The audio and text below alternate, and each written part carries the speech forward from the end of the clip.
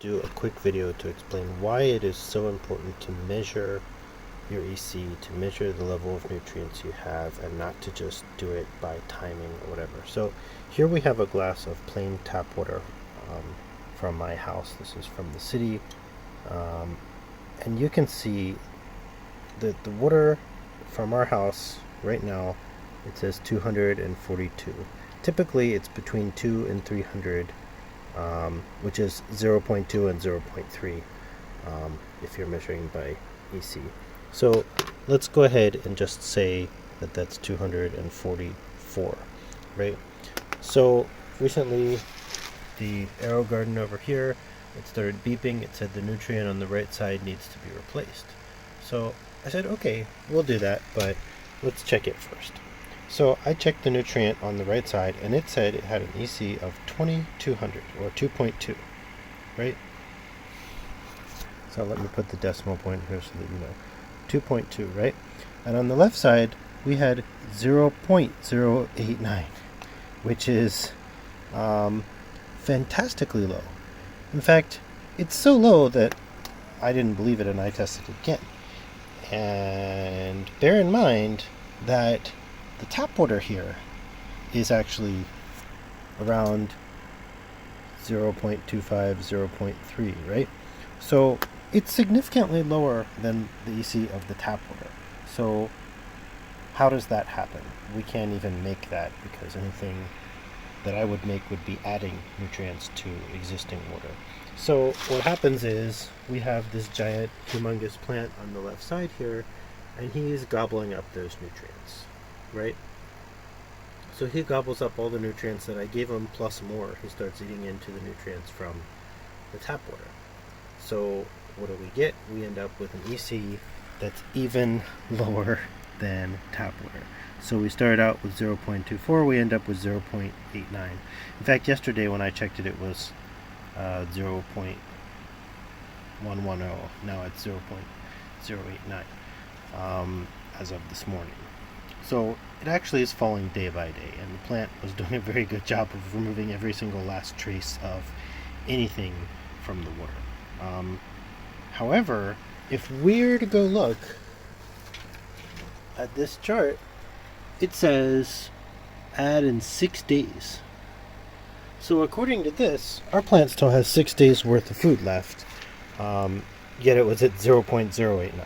So clearly that chart is wrong.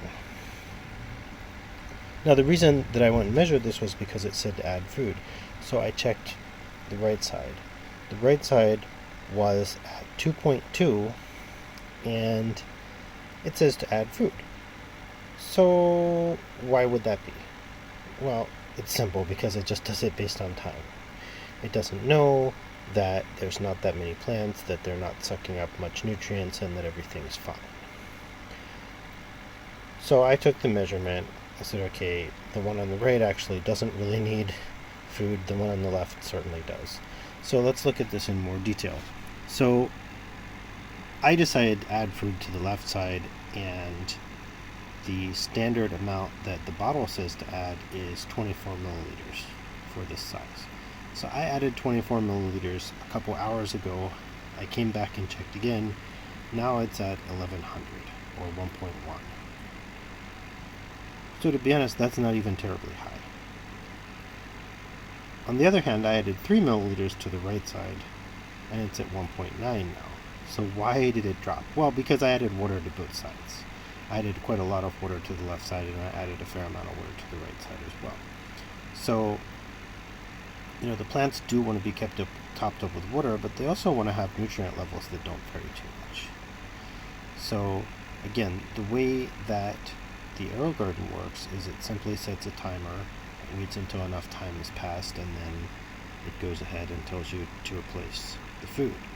But what it doesn't know the temperature, because the temperature of the water, the temperature of the air affects how fast the plants can uptake nutrients. It doesn't know necessarily the type of plants you're growing. It does ask you that, so hopefully it does take that into account.